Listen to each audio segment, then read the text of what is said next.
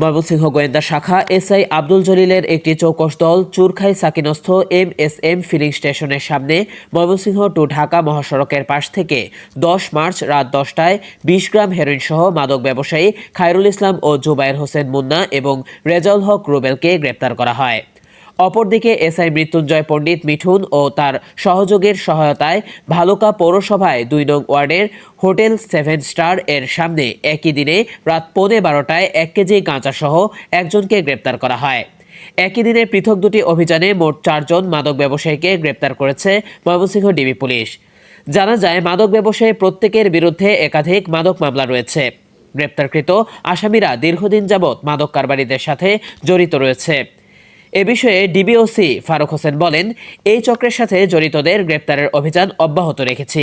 উদ্ধারকৃত ২০ গ্রাম heroin ও ১ KG গাঁজা উদ্ধারের বিষয়ে গ্রেপ্তারকৃত ৪ জন আসামির বিরুদ্ধে কোতোয়াল মডেল ও ভালুকা মডেল থানায় মামলা দায়ের করে আসামিদেরকে বিজ্ঞ আদালতে সোপর্দ করা হয়েছে।